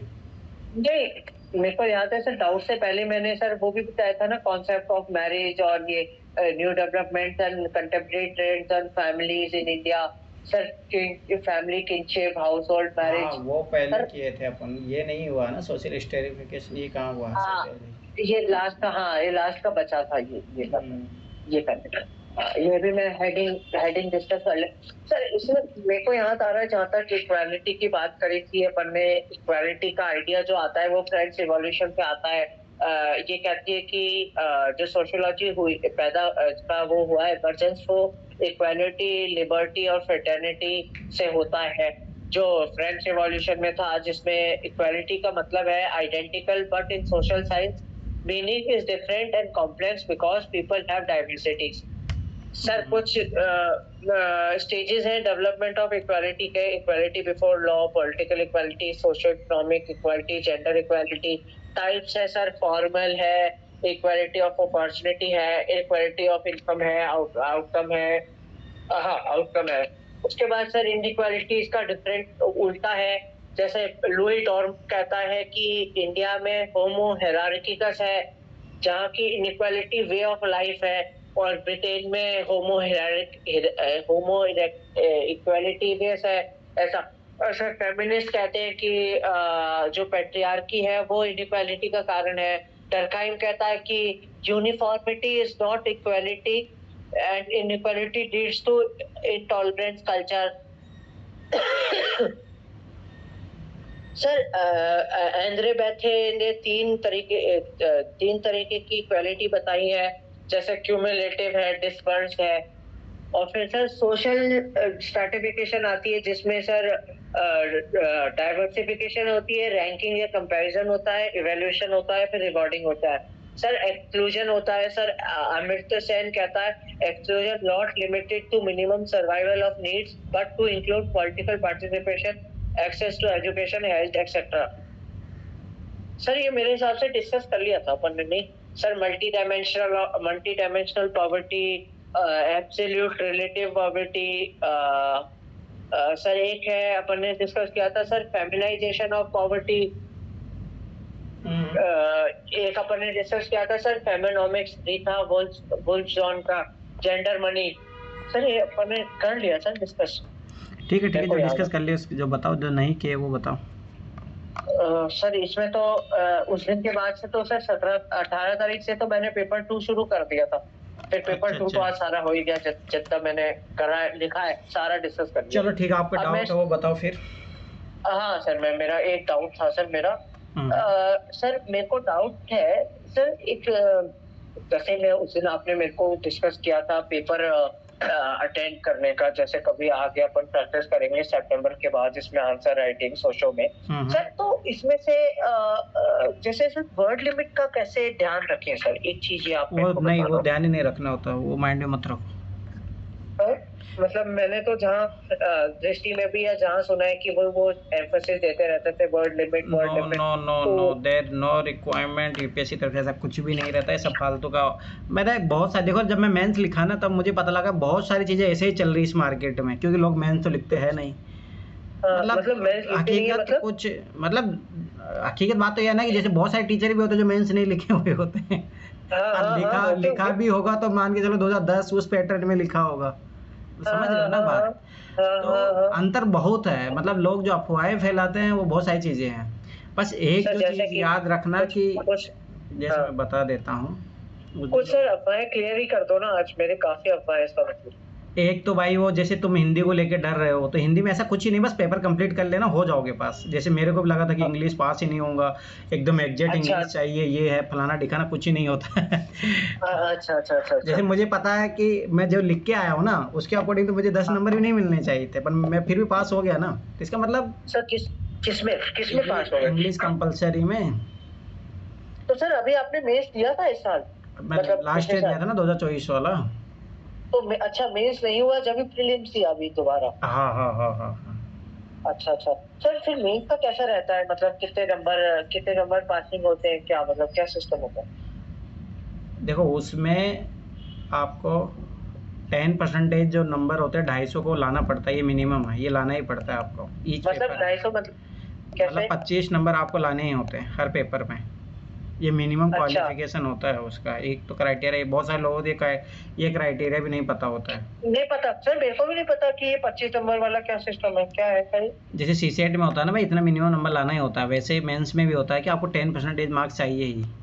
मतलब जैसे एक पेपर, जैसे आज का ही पेपर जो आपने भेजा जीएस वाला हिस्ट्री में हड़प्पा का क्वेश्चन आया है, तो सर इस पेपर में कितने नंबर लाने होंगे फॉर एग्जांपल? मतलब कंपलसरी है कि 25 नंबर से ज्यादा तो आने ही चाहिए, और तो फिर तुम कितने भी लेके आओ तो फिर मेरिट डिसाइड करेगा आपका। तो मतलब जैसे ये वाला चीज तो पता ही नहीं थी कि 25 नंबर ही एक क्राइटेरिया है, ये चीज तो पता ही नहीं थी। जैसे इसका मतलब ये है कि जैसे मान के चलो, मतलब क्या होता है, जैसे मैं देखा मेरे जो रूम थे ना उसमें जब लिखा था तो उसमें से है ना पहला ऐसा का पेपर लिखा, फिर उसके बाद दूसरे दिन आए नहीं, ठीक है। फिर दूसरे दिन ऐसा हुआ GS1 का पेपर लिखा, फिर GS2 में आए नहीं, ठीक है। फिर कुछ ऐसे भी होते हैं GS1 दे दिए, GS2 दे दिए, फिर GS3 में नहीं आए।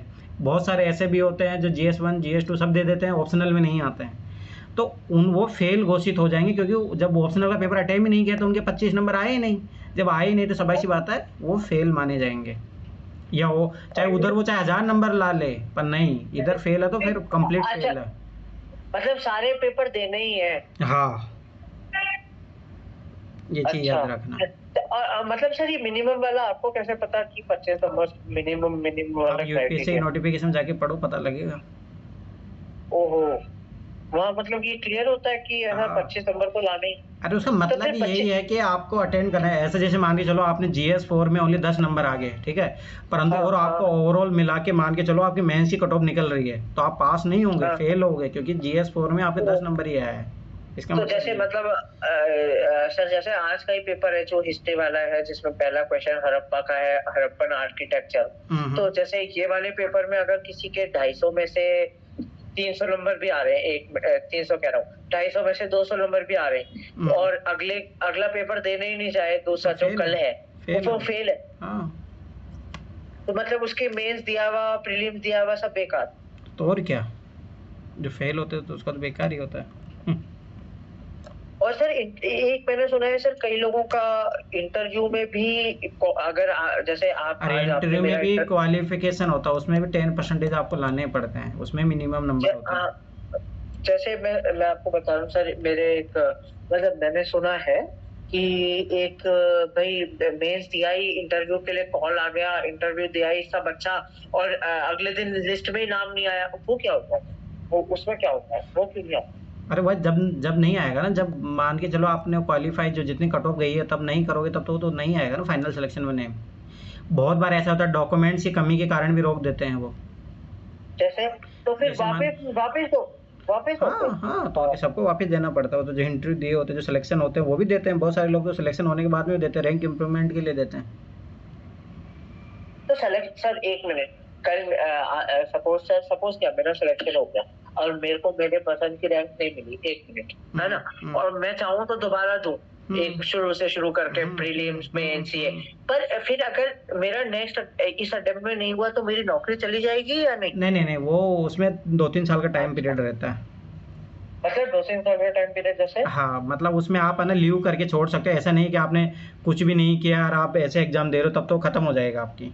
ठीक है, मतलब कुछ भी नहीं किया मतलब मतलब क्या? आपको शो करना पड़ता है कि मैं लीव पे जा रहा हूँ, मैं प्रिपरेशन लीव पे जा रहा हूँ। ठीक है, वो एप्लीकेशन अच्छा, लिख के आपको जमा करना पड़ता है। पर वो तो सर वही लोग करते होंगे ना जो सीरियसली डेडिकेशन से करना चाहते होंगे नौकरी मिलने के बावजूद भी। हाँ, बाकी सर ऐसा है कि भाई क्या भाई, ठीक है ना, रैंक ही तो अच्छी नहीं है, आपको अंडमान निकोबार अरे भेज क्या दिया, पर बात कर रहे सरकारी हो, नौकरी। एक था बंदा हाँ, 2020 की बात है, 2019 में उसका सिलेक्शन हुआ, हुआ, 149 रैंक आया, प्रॉपर आईएएस बना। हाँ, ठीक है, बना, पर उसको बना, डिजायरेबल कैडर नहीं मिला, उसने छोड़ दिया। मत, हाँ, दोबारा एग्जाम दिया, वही सेम रैंक आई सेम हाँ, रैंक, 149 ऐसे ओहो, समथिंग था।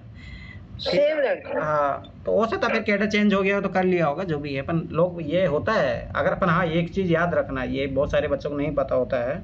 अगर आप आईएएस बन गए, ध्यान से समझना, हाँ, उसके सुनो बाद सुनो, में अगर आप चाह रहे हो कि दोबारा एग्जाम देना, तो फिर आपको हाँ, वो जो आईएएस नौकरी है वो खत्म हो जाएगी। ओहो, और फिर अगर अगले अगले बार सिलेक्शन नहीं हुआ तो फिर गए? खत्म खत्म। अरे ये चीज याद रखिए। रे, तो मतलब ये माना जाता मैं, है कि ये टॉप प्रायोरिटी है, इसके लिए तुम क्या ही छोड़ोगे। पर हाँ, जैसे आईपीएस बन गए आप, फिर दोबारा एग्जाम देने चाहते हो तो आईपीएस रहेगा आपका। अच्छा, चाहे फेल हो जाओ। हाँ, पर अच्छा आईएएस सर, मेरा छोड़ने के बाद एक में, आईएएस छोड़ने के बाद में फिर वो खत्म हो जाता है। सर, एक ये भी नहीं पता था सर, ये चीज भी सर कभी डिस्कशन में नहीं आता ना, मतलब कभी अरे कोचिंग में बहुत किसी सारी से चीजें डिस्कस नहीं। पता है, बहुत सारी चीजें, बहुत सारे लोगों को पता ही नहीं है यूपीएससी के बारे में, बस ऐसे तैयारी कर रहे हैं। तैयारी कर रहे हैं, प्लस जो मार्केट में अफवाहें चल रही हैं उनको ये भी सच एक चीज मान याद रहे रखना, हैं। जैसे हिंदी और इंग्लिश कंपलसरी, अगर ये पेपर आपके क्वालिफाई नहीं होते तो आगे की कॉपी चेक नहीं होती है, ये चीज याद रखना। हाँ, जैसे सीसेट का नहीं होता तो नहीं नहीं नहीं, वो गलत प्रीलिम्स की है, होती। वो देखो, वो भी मार्केट में अफवाह फैला के रखे हैं। क्या क्या? अगर अगर आप सीसेट फेल हो जाते, जीएस की कॉपी चेक होती है, कौन बोल रहा है? नंबर दोनों के 100 होते होती हैं। है, अरे भाई, होती है तो तूने फिर मार्कशीट ही नहीं देखी अपनी? सर, देखी थी, पर नेगेटिव में कहीं नंबर नहीं थे। पर मेरे को तो ये लग रहा था कि मेरे अब की बार क्या हुआ होगा फिर, कि भाई सीसेट नहीं निकला तो इसलिए जीएस में नहीं निकला, ये, ओहो, अरे तो भाई, मतलब कॉपी एक तो बार, चेक होती है ना, मार्क्स तो दोनों के 100 होते हैं ना। हाँ, जीएस सीसेट दोनों के मार्क्स 100 होते हैं, तो इसका मतलब चाहे तो फेल हो पास हो। ये चीज अफवाह थी कि सीसेट की फेल हो गए तो जीएस की कॉपी चेक नहीं होगी। अरे क्या भाई, ये सब अफवाह है, फालतू की अफवाह है। मैं वही तो बता रहा हूँ, क्या बहुत क्या सारे रूमर्स सर, क्या चल रहे बात हैं। कर रहे हो सर, आप क्या बात कर रहे हो सर, ये मेरे को आज 3 साल में पहली बार पता पड़ा। अभी तो मैं बहुत तो सारी जिस दिन बहुत सारी चीजें सर, की जाती नहीं सर, इसका मतलब तो मेरे को धोखा सा लग रहा है मेरे को तो, कि भाई हैं। जिस हाँ दिन मैंने कोचिंग में एडमिशन लिया हाँ, था उस दिन पहले दिन ही ये बात हो रही थी कि क्या बोलते हैं, क्योंकि सर उस समय 2023 का पेपर हुआ ही था, मैंने जुलाई में लिया था ना, तो मई में पेपर हुआ ही था, तो ये बात ही चल रही थी कि भैया, कि भाई जिनका सीसेट नहीं निकला उनकी कॉपी जीएस की चेक ही नहीं करी। मैं तो 3 साल से ये बात मान के चले जा रहा हूँ। ये सब फालतू की बात है। तो अगर अब किसी को वैलिडेट करना हो ये चीज, तो कैसे, मतलब आपने कहाँ से वैलिडेट करी ये चीज? अरे भाई, मेरे खुद ही मार्कशीट, आप खुद ही मार्कशीट जाके चेक करो ना, पता लग जाएगा। आप सीसेट हाँ, फेल हो तब भी आपके जीएस के नंबर 100 हो रहे हैं ना। हाँ, हो रहे हैं, हाँ तो मेरी बस, वाली पिछली बार तो हो रहे थे, हाँ तो बस खत्म हो रहे बात। थे। तो वो तो वहीं प्रूफ हो गया ना। तो ये अफवाह मतलब उड़ी जा रही है तो लोग मान भी रहे। वैसे अरे चलते, वैसे चलता है मार्केट में। क्या बात है सर, क्या बात है सर, मतलब आज तो ऐसा और लगा, रही पता नहीं। दूसरी बात, कोई वर्ड लिमिट हाँ, कुछ भी नहीं होता है। ठीक है, देखो पहली जैसे, बात एक चीज याद रखना, कि तो उनको तो हाँ, कंटेंट इंपॉर्टेंट होता है। अब जैसे एक ही लाइन को तुम 10 बार रिपीट कर रहे हो तो नंबर तुम्हें ऐसे नहीं मिलेंगे, चाहे तुम कितने पेज हाँ, भर के आ जाओ। कॉलेज के जैसे नहीं है कि भाई पेज भर के आगे तो नंबर मिल गए। हाँ, हाँ, हाँ, पर तो हाँ, हाँ, हाँ, आपने देखा कंटेंट अच्छा लिखा है, ठेठ मैं तो देखो, मैं खुद यहाँ तक है, पूरा जो पेज होता था यहाँ तक लिखना होता तो मैं यहाँ तक भर के आता था। पर हाँ, ये याद रखना, हाँ, इधर साइड में नहीं लिखना होता बस। हाँ, वो जो मार्जिन बने हैं उसमें नहीं हाँ लिखना। हाँ हाँ, हाँ, बस लिखो, ऐसा कुछ ही नहीं है। मैं तो खूब भर भर के आया था कॉपी, ऐसा कुछ ही नहीं मतलब है। वर्ड लिमिट नो जैसे नो क्या नो, वर्ड लिमिट बोलते का कोई आइडिया हैं? मत रखो। देखो वर्ड लिमिट ये बस इसीलिए थोड़ा बहुत ध्यान रखना चाहिए ताकि पेपर कंप्लीट हो। ऐसा नहीं कि अपन भर भर के लिखने के चक्करों में पेपर ही कंप्लीट नहीं कर रहे हैं, तो वो गलती थोड़ा। और सर जैसे सर आज ही का पेपर देखूं मैं, आज जो आपने ये हिस्ट्री वाला जीएस वाला वन का भेजा है सर, अगर किसी के ये 2 घंटे में सारे क्वेश्चन नहीं हुए तो वो फेल है पास है? नहीं नहीं नहीं, वो तो नंबर आएंगे ना, उससे फेल पास से ही होगा। बहुत सारों के पेपर अच्छा छूट अच्छा, जाते हैं, हाँ बहुत के छूटते हैं, साठ तो साठ भी नंबर। पास हो जाते, तो भी पास हो जाते हैं? हाँ हो सकते हैं, उसमें क्या है। अरे अच्छा ओवरऑल जैसे कट अगर, of, overall cut off define करता है ना वो। जैसे हो सकता है आप जीएस वन में मान, जैसे मेरे खुद के जीएस वन में कितने आए थे, 70 आए थे। हाँ, ठीक है आउट अब। Of, out of 250? हाँ, तो हाँ, अब ये कोई जरूरी नहीं मेरा हो सकता है भाई जीएस टू में ज़्यादा आ गए, जीएस थ्री में ज़्यादा आ गए, तो वो कोई डिपेंड नहीं करता ना, उसमें चाहे कुछ भी हो जाए। अच्छा चाहे मेरे जैसे मेरे कोई 2 क्वेश्चन छूट गए, मेरा टाइम खत्म हो गया, तो भी कोई दिक्कत नहीं है? अरे कोई दिक्कत नहीं है उसमें, तो मतलब ये चलिए फेल हो जाते हैं उसमें, बस ये मार्क्स थोड़ा कम मिलेंगे और क्या है। अच्छा, ये बताया गया था कि भाई अगर क्वेश्चन छूट गया तो फेल हो जाते हो? भाई तुम उसका पता तो नहीं तुम कहाँ से पढ़े हो। सर दृष्टि से आपको पता ही है। तो और सब। सर मैं तो सर मेरी लाइफ में पहली बार कोचिंग गया था। मैं उससे पहले कभी कोचिंग गया ही नहीं था। अच्छा, आईएएस के लिए ही कोचिंग गया था मैंने, ना 10th में कभी कोचिंग ली, ना वो 12th में ली सर, बस होम ट्यूशन ही। मैं तो मतलब कोचिंग में पहले तो मैं बिलीव ही नहीं करता था, मैं होम ट्यूशन के कॉन्सेप्ट में बिलीव करता था, और आज भी मैं मानता हूँ कि होम ट्यूशन ज्यादा अच्छा होता है। हाँ क्राउड वाला वो सिस्टम, वहाँ अकाउंटेबिलिटी नहीं और बचती, टीचर का स्टूडेंट का कोई मेल मिलाप नहीं होता। मेल मिलाप भी नहीं होता, प्लस सर मेरे को स्कूल में ऐसा लगता था कोचिंग में नियर टू, तानिया भाग कैसा तो कर रही थी? अच्छा, खैर तो मेरे को सर काफी मतलब लगता है गलत फहमी है सर। कोई नहीं, जब धीरे धीरे दूर हो जाएगी। धीरे धीरे दूर हो जाएगी, सही है सर। और तो कुछ पूछना था? नहीं सर, बस हो गया। अब मैं सर मैं क्या कह रहा था सर, अब सर अगर मैं अब नेक्स्ट क्लास अपन कब लें सर? सर ट्यूसडे के अलावा? अगले हाँ ठीक सैटरडे है, अगले संडे, सर। अगले हाँ सैटरडे ठीक है संडे। ठीक है, अगले सैटरडे संडे, क्योंकि ये सर मैं अभी तो है वैसे, ना, जो सोच लो, जो टॉपिक हो चुके हैं ना उसके आगे टिक मार दो। ठीक हाँ है, हाँ हाँ मैं क्लियर सर मैं क्लियर। तो हाँ हाँ हाँ, कोई दिक्कत नहीं, मार चुका, चलो कोई दिक्कत ठीक है, नहीं। बढ़िया, पढ़ते ठीक है, रहिए फिर। और वो थैंक जीएस यू का सर। वीडियो देख रहे हो नहीं देख रहे हो तुम?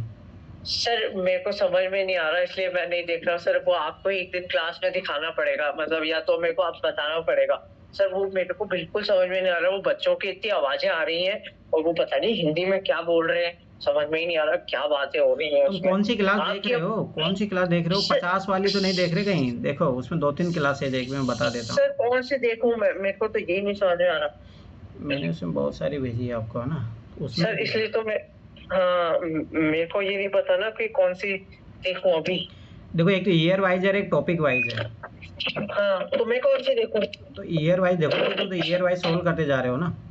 ओहो, मैं तो टॉपिक वाइज देख रहा हूँ, तो मैं पागल हो रहा हूँ। नहीं नहीं नहीं, ये वाली देखनी है तुम्हें। सर आप एक बार ये मतलब उस पर लिख के भेज दो ना, कि मतलब ऐसे ठीक, करके जैसे साइड में कि भाई ये ठीक है, मैं आपको मैं, भेज रहा हूँ मैं, ठीक है ये भेज रहा हूँ, ये हाँ देखनी है आपको क्लासेस, ठीक है। अच्छा ये हाँ ये आपको देखनी है। ठीक है, ये मैं देख लूंगा। और सर मैं ना अभी, जब तक ये तो अभी मैंने आज 2013 तक ही हुआ है, 11 से सर। अभी मैं थोड़ा इसमें कंफर्टेबल हूँ कि मैं एक दिन में 50-50 करके करूँ, क्योंकि मैंने कभी एक साथ इतना लंबा करा नहीं है ना सर। वहां तो अभी पेपर तो तो चल करना जाएगा, पड़ता है। परंतु दोबारा आपको जब करोगे तो कंप्लीट 100 का ही लगाना हाँ, पड़ेगा। वो तो है ही सर। वो तो मैं आपको, आपने पहले ऐसे दिन ही मैं कह दिया अलाउ था नहीं कि करता, परंतु ठीक है। पर ये चीज़ याद रखना, गलत बात है ना, कि पेपर तो आपको पूरा 100 क्वेश्चनों का ही करना है ना, वन टाइम में करना है। हाँ। और पर वहां पर भी सर, इसमें मेरा ऑब्जर्वेशन था कि वहां पर भी कौन से 100 क्वेश्चन मैंने कभी आज तक पूरे करे हैं। अब की तो अब बार भी करना होगा मैंने ना, अब करना होगा। सर आते ही नहीं है तो गलत थोड़ी कर रहूंगा। तो यही तो सीखनी है ना मेरी वीडियो से, यही तो बात है। हाँ हाँ, इसलिए तो अब मैं तो ये मेरे पास्ट मतलब 2 अटेम्प्ट्स के बेसिस पे कह रहा था सर। मैंने जैसे 2024 में अगर 50 क्वेश्चन, एक 52 क्वेश्चन किए थे ना, तो अब की बार मैंने 65 या no no 68 no question no, करे कभी थे पीटी नहीं निकलेगा, ये ऐसे। चीज़ याद रख लेना, कभी पीटी नहीं निकलेगा। तो आपको क्या क्या करूं, क्वेश्चन क्या करूं ऑफ सर? अटेम्प्ट बढ़ाने पड़ेंगे आपको। मतलब जैसे अभी मेरे को पिछले अटेम्प्ट से ज्यादा इस अटेम्प्ट में कॉन्फिडेंस देखो था, मेरा क्योंकि मानना है मैं कि चाहे आप कितना भी अगर यूपीएससी एग्जाम निकालना है, तो हाँ मेरा मानना है कि आपको, जैसे मैं तो सो ही करता हूँ, ठीक है, तो आप सो नहीं कर सकते तो 85 प्लस 90 प्लस जाना चाहिए। अच्छा 85-90 जाना हाँ, चाहिए। तो आप आराम से फिर कट ऑफ निकल सकता है आपका। तो सर उसमें मेरे को अच्छा वो इसलिए लगता था कि क्योंकि कभी ऐसे जैसे अभी मैं पुराने पेपर सॉल्व कर रहा हूँ, वो मैंने कभी किया नहीं हाँ, था, तो वो सारी तो चीज़ें, बहुत सारी चीज़ें अभी ट्रिक इसलिए सीखोगे, अभी बहुत सारी चीज़ें अननोन क्वेश्चन कैसे सोल्व करते हैं, वही तो यही तो सीखोगे मेरी वीडियो से, और क्या है, यही सर तो सीखना है। इसमें ट्रिक कैसे, मतलब इसमें एक आप करके मतलब कोई ट्रिक बताओ ना मेरे को यहाँ पर, जैसे एक बार कोई भी वो बताओ। वीडियो देखोगे समझ जाओगे, फिर मैं बता देता हूँ। जीएस पेपर है क्या ये? ये देखो। हाँ ये आपका अभी का ही है ना? हम्म, आपकी बार सर हिस्ट्री का क्वेश्चन, जैनिज्म बुद्धिज्म तो कोई क्वेश्चन ही नहीं था, मैं तो जैनिज्म बुद्धिज्म करके गया था। कोई नहीं, अगले साल आ जाएगा, वो तो रिपीट होता ही रहता है बार बार। सर रिपीट तो होता रहता है, पर मैं तो जैनिज्म बुद्धिज्म के उससे गया था। तो क्या एक क्वेश्चन के भरोसे गए थे तो? नहीं सर एक नहीं, मतलब जैनिज्म बुद्धिज्म पे मेरा कॉन्फिडेंस है ना सर, देखो इसलिए इधर देखो, ऐसे तो। अब ये क्वेश्चन हाँ है, जैसे अभी बिल भी आया है ये, ठीक है, अब जैसा भी मान के चलो, ये पढ़ा हुआ नहीं है अपना, नहीं पढ़ता भाई नहीं। पता नहीं। अब देखो ये हाँ क्वेश्चन कैसे सोल्व होगा, डायरेक्ट ट्रिक से डायरेक्ट सोल्व होगा। अब जैसे मुझे नहीं पता बताइए। था, ठीक है। हाँ अब हाँ देखो पहला स्टेटमेंट है, भारत खनिज सुरक्षा भागीदारी में एक सदस्य के रूप में सम्मिलित हो गया। जब जहाँ पे ऐसे लिखा रहता है ना एक सदस्य, तो मोस्टली मैंने देखा 99% स्टेटमेंट सही होते हैं। अब ये आप खुद ठीक है। पेपर में ऑब्जर्व करोगे तो पता लगेगा, ठीक है। हाँ तो हाँ इसका मतलब पहला स्टेटमेंट सही हो गया, तो ये गया अपना काम से। ये गया गया गया हाँ। भारत अपने द्वारा चिन्हित सभी, अब ये देखो सभी बहुत गलत एक्सट्रीम हो गलत गया, गलत गलत सभी 30 अति आवश्यक खनिजों में साधन संपन्न है। तो भाई पहली बात, रेयर अर्थ मेटल तो गलत। ऐसे पूरी दुनिया में कहीं नहीं हाँ है। वैसे, हाँ बल्कि ये पढ़ते हैं सर इसमें करंट अफेयर्स में कि नहीं है। हाँ वही तो ना हाँ बात है, तो बस हो गया आंसर। आ तो गया ये है समझ में, ट्रिक, हाँ ये ये ट्रिक मेरा है। सही हुआ है सर, ये मेरा सही हुआ था वैसे। अभी देखो ये भी सर ट्रिक, एक ये भी क्वेश्चन है जो आराम से ट्रिक से हो रहा है, कोई जरूरत नहीं है सर आपको एक पढ़ने की। सर एक बार इंग्लिश में बताओ ये वाला क्वेश्चन ऊपर वाला। हाँ मैं ये बताऊँ, मैं in India income from allied agriculture like poultry is accented from any tax. गलत सर, एनी टैक्स क्या कोई भी टैक्स से एग्जेम्प्टेड है? दूसरा हाँ हो गया, बस वही आंसर आ गया नॉट, वहीं से। गलत बस। तो वही बात है ना, तो यही चीजें सीखनी है ना, तो ऐसा नहीं कि सर हर चीज आपको पढ़ी हुई हो। हाँ सर एक तो ये नीचे करिए सर, ये थर्ड, ये क्वेश्चन नहीं आया सर मेरा, ये गलत हुआ है। अभी इसके कोचिंग वाले सब अलग अलग आंसर दे रहे हैं, यूपीएससी देगी तभी हाँ पता चलेगा क्या है इसका हाँ आंसर।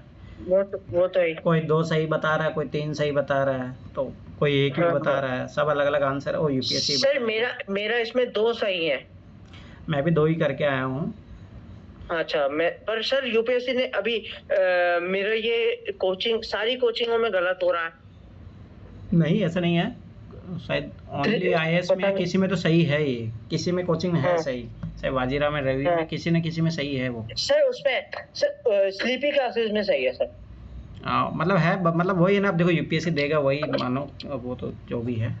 पर मेरा कहने का मतलब है कि जैसे मान के चलो जो तुम्हें क्वेश्चन नहीं भी आते हैं, तो वो क्वेश्चन अटेम्प्ट करना सीखोगे जब क्लासेस देखोगे मेरी, तो ये चीज़ याद ठीक रखना। है सर, जब ठीक है देखोगे सर। तभी पता चलेगा, ठीक है।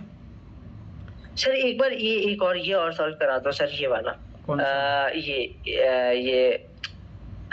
ना, ये चित्त विलास मत विलास, ये देखो इसका ये है, प्राचीन भारत में। अब देखो एक चीज़ हमेशा याद रखना, यूपीएससी का फेवरेट थीम क्या होता है, ठीक है। अब देखो जैसे महेंद्र वर्मन प्रथम है और नरसिंह वर्मन प्रथम है, ठीक है। हाँ तो प्रथम लगा हाँ तो मोस्टली प्रोबेबिलिटी चांसेस रहेगा इसी में से आंसर आने का। दूसरी बात, एक चीज़ मैं ठीक ट्रिक बता ठीक। रहा हूँ, अननोन क्वेश्चन है और कोई नया क्वेश्चन बन रहा है, ठीक है, हमेशा एक हाँ चीज़ याद बन रखना रहा। कि पहली बार कोई क्वेश्चन बन रहा है तो उसका मोस्टली ए आंसर होता है, और इसका ए आंसर है। ये ओ चीज़ ये हो मैंने गई। छोड़ा है सर, ये मैंने छोड़ा है नहीं ये तो पढ़ा हुआ भी होना चाहिए, एनसीईआरटी से डायरेक्ट क्वेश्चन है ये। सर, डायरेक्ट तो है पर ये मित विलास, ये समझ में नहीं आया। कोई नहीं कोई नहीं, धीरे धीरे करोगे आराम से। हाँ ये आया था, ये आया था, ये 2020 ये यूपीएससी पीवाई आता का है, क्वेश्चन है। ये आता है मेरे को, चीनी फाहीन फाहीन आता है सर। मतलब कहना है मतलब यही है कि देखो सीखो, जो जो तुम्हारा नॉलेज, इसलिए बोला तुम्हारा नॉलेज अच्छा है, तुम जिस दिन ट्रिक सीख जाओगे तुम्हारा पीटी ऐसे नहीं रुकेगा। पर हाँ सीसीएट में लापरवाही सर मत करो। सर इसमें सीसीएट में ना तुमने एक रीजनिंग मैथ वाली जो है वो पीवाईक्यू लगा के वो क्लासेस देखो, जीएस जब पीवाईक्यू सॉल्व कर लोगे ना, सारी क्लास देखोगे मेरी, हाँ उसके बाद फिर वो हाँ, लगाना रीजनिंग फिर वो मैथ। करें। हाँ फिर वो करेंगे, वो तो है ही। वो वो तो अपन ने करना पहले है। डिस्कस कर ही लिया था। सर इसमें एक लास्ट क्वेश्चन, लास्ट में एक क्वेश्चन है। सर वो एक बार आप लास्ट में आइए सर, 94 90s की लाइन। सर इसमें मेरा एक गलत हुआ है और मेरे को इसमें डाउट था। कौन सा? जी जी जी, बस बस 90। सर इसमें इंग्लिश में दिखाइए। नहीं ये नहीं, ये नहीं सर, एक फैक्ट वाला था, बहुत छोटा सा फैक्ट का क्वेश्चन था। सर 90, एक मिनट, ऊपर ऊपर ऊपर और ऊपर, ये नहीं और ऊपर, हाँ हाँ ये, नहीं उसमें सर गांधी गांधी का था वो, गांधी वो इधर हिंदी है। से समझ। हाँ वो इधर हाँ इधर इधर है। वो हिंदी से, नहीं ये गांधी वाला नहीं, वो नीचे नीचे करो सर, नीचे। हाँ ये 78, क्वेश्चन नंबर 78। तो इसमें क्या है, ये तो 2019 का सर डायरेक्ट पीवाईक्यू है। सर इसमें सेल्फ रिस्पेक्ट मूवमेंट पेरियार ही है। हाँ। पर सर ये क्यों, मेरा क्यों गलत हुआ है सर? अरे यही है आंसर, कौन बताती है गलत है, यही है। पता, ओहो, ये पता है मेरा क्यों गलत हुआ सर? मैं ना ऐसे भर रहा था कि मैं ऐसा जैसा कर रहा था वैसे भर रहा था, 5-5 करके। सर ये नीचे का मार्क हो गया, ऐसे गलत हुआ है सर। हाँ, तो ये चीजें गलतियां नहीं होनी चाहिए, ये माफ। तो ये भी आप मेरे को बाद में आप सिखाना, जैसे क्लास में अपन डिस्कस करेंगे। तो इसलिए कि तो सर बोला कि तुम्हें 100 क्वेश्चनों की प्रैक्टिस करने विद ओएमआर, ये चीजें तभी मैं दूर ओएमआर होगी। से ही कर रहा हूँ सर, मैं अभी तो ओएमआर से ही कर रहा हूँ। पर सर दूसरी अभी बात तो ऐसे देखिए साथ साथ मत भरा करो। देखो एक चीज याद रखना, पेपर अटेम्प्ट करने तो के मैं दो कैसे तीन। भर, कैसे कैसे देखो जैसे बोल। पहला होता है तरीका, पहले देखो 3 अटेम्प्ट मतलब सबसे बेस्ट माना जाता है कि 3 अटेम्प्ट में मतलब 3 एफर्ट में पेपर अटेम्प्ट करना चाहिए। तो पहले अटेम्प्ट में आप जाओ, स्टार्टिंग से करते करते जो क्वेश्चन आते जा रहा गोला मत भरो, ठीक है, करते हाँ, जाओ, ठीक। फिर उसके हाँ, बाद कर मतलब दिया। पहले अटेम्प्ट में वो करने चाहिए जो 100% आपको क्वेश्चन आ रहा है। जैसे ये पेरियार वाला था और हाँ, वो था महेंद्र वर्मन था वो। हाँ। ठीक है। सेकंड अटेम्प्ट में हाँ वो करने चाहिए जिसमें थोड़ा बहुत डाउट है, परंतु थोड़ा टाइम देने के बाद में सोल्व हो जाएंगे आपके। मतलब जिसमें से मैंने 4 ऑप्शन में से 2 काट दिए, हाँ 2 में मेरे को पता है। ठीक है। हाँ हाँ। हाँ अब ये मान के हाँ, चलो ऐसे कुल मिला के 50-60 के समथिंग ऐसे क्वेश्चन हो जाने चाहिए, हो हो गए जाते हैं। हो गए हो तो गए फिर हो ये गए। गोला भर लेना चाहिए, अच्छा। ठीक है। फिर आखिरी में हाँ जैसे मान के चलो आधा घंटा बचा है, फिर उन क्वेश्चनों पे ध्यान दो आप, जो मतलब जो लग रहा है कि हाँ मैं एक बार और रीडिंग करूंगा तो शायद हो जाए। तो थर्ड अटेम्प्ट में फिर 10-15 क्वेश्चन यहाँ से कर लेने चाहिए, तब जाके आपका अच्छा खासा टाइम होता है।